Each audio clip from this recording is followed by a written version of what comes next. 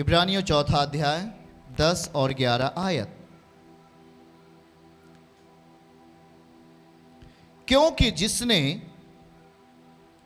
उसके विश्राम में प्रवेश किया है उसने भी परमेश्वर की नाई अपने कामों को पूरा करके विश्राम किया है।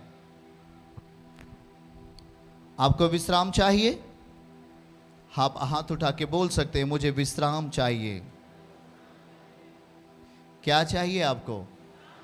बीमारियों से विश्राम चाहिए, मुकदमों से विश्राम चाहिए, तमाम ऐसे अंधियारों से आपको विश्राम चाहिए कि नहीं? वो आपको विश्राम देना चाहता है इस वचन के अनुसार। क्योंकि जिसने उसके विश्राम में प्रवेश किया है उसने भी परमेश्वर के समान काम को पूरा किया है। जो विश्राम में प्रवेश करना चाहता है वो परमेश्वर के समान, परमेश्वर ने जैसे काम किया है, परमेश्वर ने काम किया है कि नहीं किया? किसको पता है? वो आपको मालूम है कि परमेश्वर ने भी इस धरती के ऊपर काम किया है। कौन जानता है? आप हाथों को उठा सकते हो। किसी को नहीं मालूम परमेश्वर ने कब काम किया है? मालूम है? ओके, वाह। आप जब उत्पत्ति पहले अध्याय को पढ़ें, पहले अध्याय का पूरा पढ़ लीजिए। उसमें परमेश्वर ने काम किया है। क्या किया है? कितना दिन काम किया? 6 दिन परमेश्वर पिता ने काम किया और 7वें दिन क्या किया? अच्छा ये बताओ, विश्राम के पहले पिता ने क्या किया? विश्राम में जाने के लिए पिता ने क्या किया? हेलो भाई बहनों, आप सुन रहे हो तो आज आपकी बीमारी आप में नहीं रहेगी, समस्या आपको छोड़ के जाएगी। आमीन बोलो सब जन। विश्राम चाहिए कि नहीं चाहिए? आशीर्वाद चाहिए कि नहीं चाहिए? अपनी जिंदगी में परमेश्वर का बड़ा हाथ चाहिए कि नहीं चाहिए? उसे किस तरीके से हम देखें? देखो इस बात को, परमेश्वर ने कितना दिन काम किया? 6 दिन। और फिर 6 दिन काम करने के बाद वो क्या करता है? इसका मतलब क्या हुआ? पिता विश्राम में जाने के पहले क्या किया? बगल वाले से बोलो, विश्राम में जाने के पहले काम किया। काम किया। क्या किया? आपको विश्राम चाहिए तो उसके पहले क्या करना पड़ेगा आपको? हाँ? जब आपके दुनिया के मालिक, जो दुनिया को बनाने वाले हैं, उन्होंने क्या किया? काम किया। और फिर क्या किया? इसका मतलब जो काम हमें दिया जाए उस पर हमें क्या करना है? करना है। उस काम को हमें करना है। जो काम हम करते हैं, परमेश्वर जो हमें देता है, उस काम को करने के बाद हम कहां पहुंचेंगे? अब बताओ किसको विश्राम चाहिए? तुम्हारे मन का है।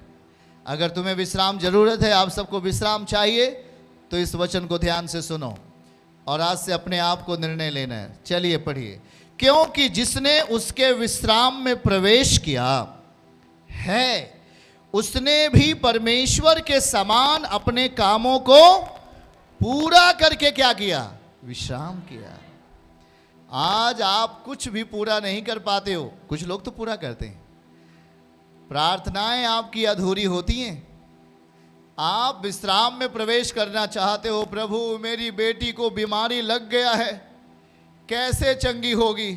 सारा पैसा हमने वैद्य के पीछे खर्च कर दिया, मेरी बेटी ठीक नहीं हो रही है, मेरा पति दारू नहीं छोड़ रहा है, मेरे घर में धन की आशीष नहीं है, कैसे मैं विश्राम में प्रवेश करूं?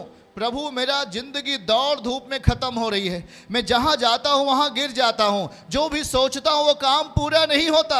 एक रनिंग है, एक दौड़ है, एक ऐसी दौड़ जो आपको खत्म कर रही है, वो विश्राम नहीं है। देखो आज यहां पर इस वचन को, क्योंकि जिसने, हमारे साथ बोले, क्योंकि अगर जिसको विश्राम चाहिए तो सब लोगों को बोलना पड़ेगा, क्योंकि जिसने उसके विश्राम में, किसके विश्राम में? कौन हमें विश्राम देना चाहता है? बीमारियों से छुटकारा कौन देना चाहता है? आशीर्वाद देकर विश्राम कौन देना चाहता है?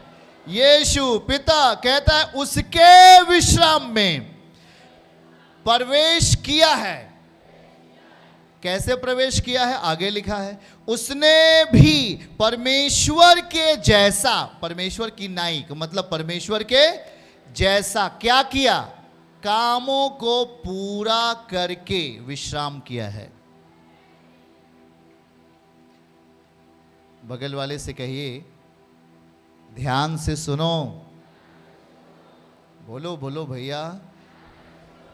आप बगल वाले का हाथ पकड़ लीजिए, चाहे वो गुस्सा ही हो जाए, पकड़ लो और बोलो सुनो, विश्राम चाहिए कि नहीं?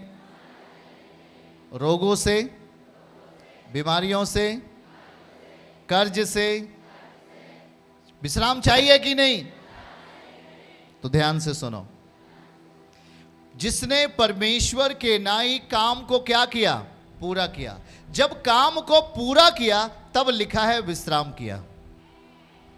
11वीं आयत, अतः हम उस विश्राम में प्रवेश करने का प्रयत्न करें। वाह! आप लोग क्या कर रहे हो? आप प्रयास कर रहे हो? ओ जी बाप चर्च नहीं जाएंगे, 2 हफ्ते चर्च चला गया, आज 4 पाई पे बैठकर ऑनलाइन सोते सोते देखेंगे। बिस्तर पर बढ़िया बिस्तर लगा लेंगे और सामने मोबाइल रख करके सोते रहेंगे और देखते रहेंगे। आपका ये प्रयत्न अच्छा नहीं है। एक भाई आ गया, उसने कहा मैं पुणे में रहता हूं, लेकिन जितना ऑनलाइन प्रेयर आता है मुझे ऐसा लगता है कि मैं चर्च में बैठा हूं। जैसे मैं चर्च में बैठ करके अनुशासित हो करके वचन सुनता हूं, मैं उसी तरीके से अपने पुणे में रहते हुए एक बंद कमरे में बैठ करके सामने मोबाइल लगा करके शालीनता पूर्वक, सभ्यता पूर्वक बैठ करके मैं पूरी मीटिंग को, जब तक मीटिंग खत्म नहीं हो जाता, 3 घंटे की, 4 घंटे की, 5 घंटे की, मैं लगातार ऑनलाइन बना रहता हूं। और मैंने उसके लाइफ को देखा आशीषित होते हुए यीशु मसीह के नाम में। याद रखो, यदि आप ऑनलाइन प्रेयर रहते हो तो आपको वही अनुशासन आपको वहां भी रखना पड़ेगा जो आप यहां बैठ कर रखते हो। यह आपका प्रयत्न है, यह आपकी शालीनता का प्रयत्न है, यह नहीं है। और बिटिया दाल पक गया, थोड़ा दाल लाना, दाल में थोड़ा नमक डाल देना, प्रार्थना हो रही है। अच्छा, बीच बीच में हालेलुया, वहां आमीन, थोड़ा दाल भी देख लेना बिटिया। पक गया, चावल डाल दो। आप गंभीर नहीं हो। क्या परमेश्वर पागल है? बोलो जरा। आप उसे अभी जितने यहां पत्नियां बैठी हैं ध्यान से सुने, जो विवाहित हैं, जिसके पास पति हैं, पति जब कमा के आता है परदेश से तो आपकी निगाह उस पैसे पे होती है। ये कब देगा? मेरे पति महोदय कब पैसा निकाल कर हमें देंगे?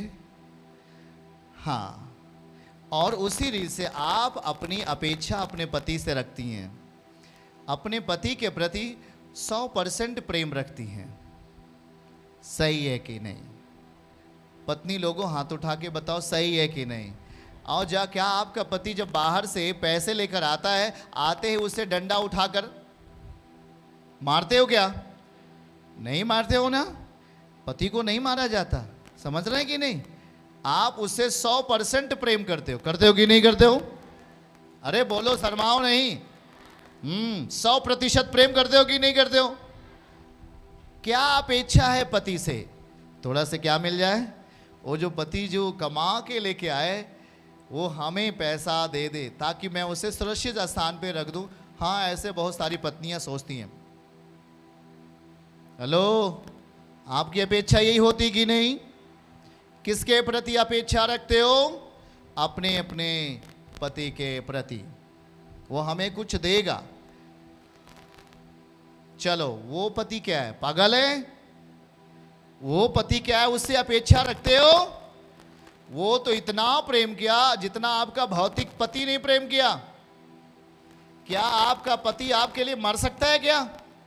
बताओ जरा, जितने पत्नी लोग यहां बैठे हो हमको बताओ, आपका पति आपके लिए मर सकता है आपके बदले? ये बोलेगा भाग जा भैया यहां से, मरने दो उसे।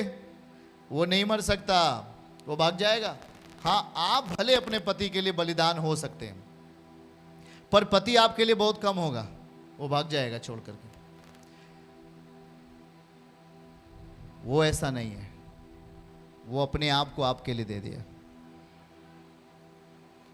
हमारा प्रयत्न परमेश्वर के प्रति सही नहीं है, इसलिए हमारे प्रयत्न में आशीर्वाद नहीं आ पाते। देखिएगा 11वीं आयत, सब लोग ध्यान से पढ़े, आप आशीषित होंगे आज।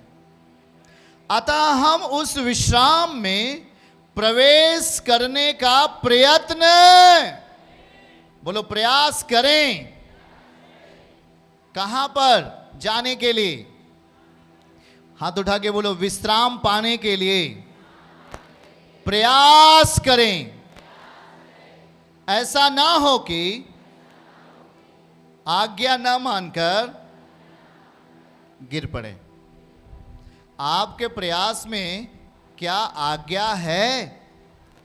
आप चर्च आते हो परमेश्वर की आज्ञाओं में, यह आपका प्रयास बहुत अच्छा है। आमीन। जब आप इस प्रयास से चर्च में आते हो तो आपके पास परमेश्वर की आज्ञाएं हैं, तो वचन दिखाइए, आप कभी नहीं गिरोगे। वचन समझो। सो हम उस विश्राम में प्रवेश करने का प्रयास करें। क्या करें? बगल वाले का हाथ पकड़ के बोलो, भाई भाई, बहन बहन से, बहन प्रयास करना है सही रीति से, ताकि हम ना गिरें। और यहां देखो क्या लिखा है, ऐसा ना हो कि कोई जन उनकी नाई आज्ञा ना मानकर गिर पड़े। बाइबल में बहुत सारे लोग हैं जिन्होंने आज्ञा नहीं माना, अदन की वाटिका से लेकर अब तक।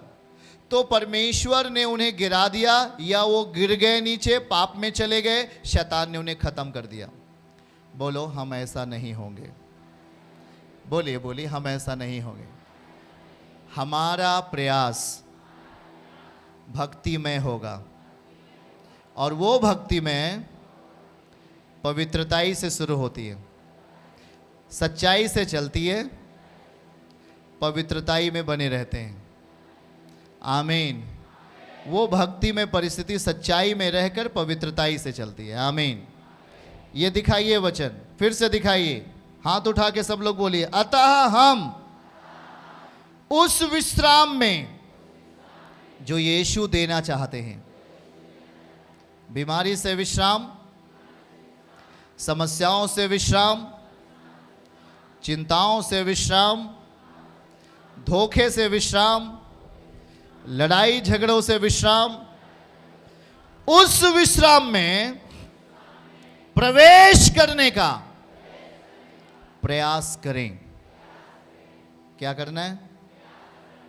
क्या करना है? क्या करना है? तो आपका प्रयास भक्ति में होना चाहिए कि नहीं? आपका प्रयास ऐसा ना हो कि परमेश्वर भी देख करके आप पे ऊपर गुस्सा हो जाए। आपका प्रयास भक्ति में होना चाहिए कि नहीं?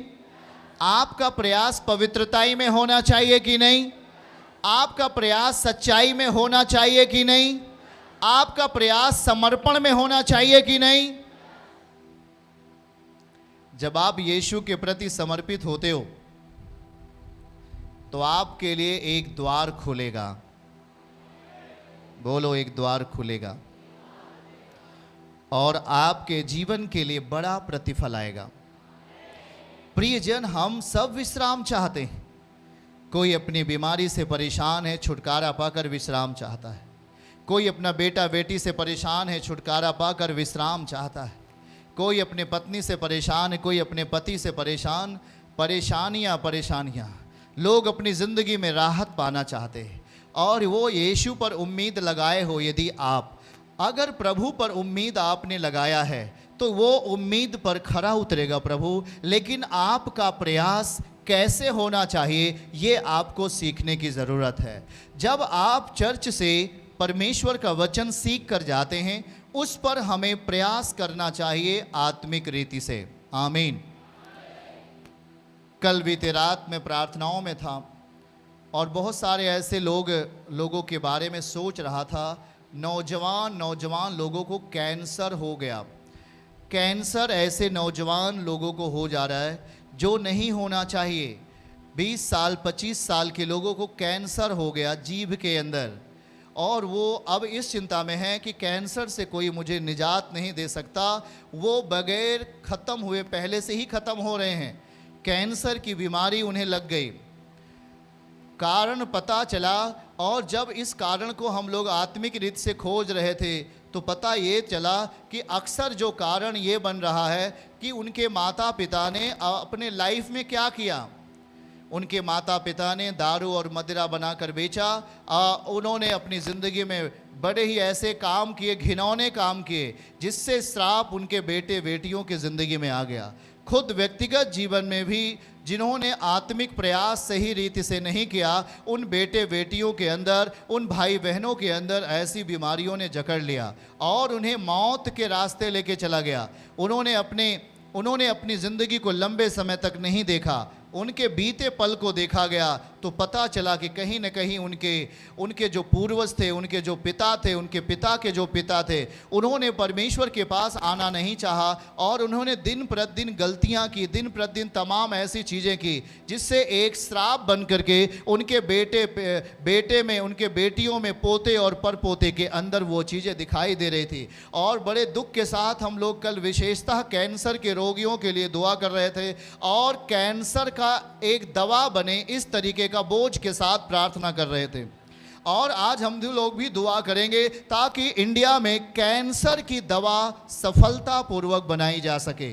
आपको पता है कि कैंसर की सफलतापूर्वक दवा ना होने से कैंसर के रोगी मर रहे हैं। परम पिता चाहेंगे तो वो आपके लिए एक अच्छा सा, जैसे टीबी की बीमारी के लिए दवाएं आती हैं, हाँ ऐसे नॉर्मली दवाएं डॉक्टर ने निर्माण किया परमेश्वर की सहायता से, वैसे परमेश्वर की सहायता से कैंसर की भी दवा बनेगी और जिससे कि इंडिया और जिससे रोगी जो कैंसर के रोगी हैं वो बच सके, वो मर ना पाएं। हालेलुया। प्रियजन, हमें इस बात को बहुत हम लोग इस बोझ के साथ दुआ कर रहे थे। याद रखना है कि हमारा जो प्रयत्न है वो सही होना चाहिए, नहीं तो आप किसी न किसी समस्याओं का शिकार बनते हैं और हम विश्राम में जाने के बजाय दुख में चले जाते हैं। हमें विश्राम चाहिए। प्रभु यीशु मसीह ने मत्ती 11:28 में नए नियम में ये बात कहा, हे सब परिश्रम करने वाले, हम मेहनत करते हैं पर हमें परिणाम नहीं मिलता, हम ईमानदारी से चलते हैं, रिजल्ट नहीं दिखाई देता। आप सीधे बनकर जीते हो, आप मार खाते हो, आप ईमानदारी से जीने का प्रयास करते हो, आप टूटते हो क्योंकि रिजल्ट वहां नहीं है। याद रखना, जब आप यीशु मसीह के साथ आते हैं, उसने कहा, हे मेरे बेटे, परिश्रम करने वाले बच्चे मेरे पास आओ, मैं तुझे विश्राम दूंगा। आमीन। वो हमें विश्राम देना चाहता है, आपकी बीमारियों से आपको छुड़ाकर विश्राम देना चाहता है। आपको कोई घातक बीमारी नहीं लगे, आपको उससे बचाव करना चाहता है यीशु, और इसीलिए उसने अपना ब्लड बहा दिया, इसीलिए उसने अपना लहू बहा दिया। तभी तो आपसे डेली और हर दिन आपसे कहा जाता है कि आपका प्रयास आत्मिक प्रयास हो। आप इंसानों की गाली सुन लो पर उन्हें गाली मत दो। आप एक बड़ी बीमारी से बचने वाले हैं यीशु मसीह के नाम में। याद रखो, आप अगर वो आपको धोखा दे रहा है, आप उसे धोखा मत दो। आपकी एक बहुत बड़ी सुरक्षा स्वर्ग से आ रही है यीशु के नाम में। मैंने इस बात को देखा है, हाँ, जो धोखे के साथ थे वो धोखे के साथ खत्म हो गए, पर आपको धोखे के साथ नहीं जीना, आपको सच्चाई के साथ जीना है। आपको यदि ऊपर दुख आता है तो उस दुख में पाप नहीं मिलाना। आपके ऊपर कोई मुसीबत आती है, कोई आंधी आता है, तो उस आंधी तूफान में पाप की सहायता नहीं लेना। सुनो, बगल वाले से बोलो, पाप की सहायता नहीं लेना। अगर आपकी आंखों में आंसू है तो पाप की सहायता नहीं लेना, पाप की प्रवृत्ति की सहायता नहीं लेना। आपकी आंखों में अगर आंसू हैं, यीशु की सहायता लेना। हमारा प्रयास 11 दिखाइए, हमारा प्रयास कैसे होना चाहिए? नो नो नो नो, हमारा प्रयास सो हम उस विश्राम में प्रवेश करने का क्या करें? प्रयत्न करें, प्रयास करो। हमारा प्रयास आत्मिक होना चाहिए। हमारे प्रयास का जो लेबल है वो घटना नहीं चाहिए। परमेश्वर आपको बड़ी बीमारी से सुरक्षा देने जा रहे हैं। परमेश्वर आपको जानलेवा बीमारी से प्रोटेक्शन देने जा रहा है, सुरक्षा देने जा रहा है। चर्च की सभी प्रार्थनाओं को और परमेश्वर के दास के द्वारा टीचिंग सुनने के लिए और अपडेट्स को जानने के लिए हमारे इस चैनल को सब्सक्राइब करें और साथ में बेल आइकन को दबाएं, ताकि जब भी लाइव प्रार्थना हो तो सबसे पहले आप देख सकें।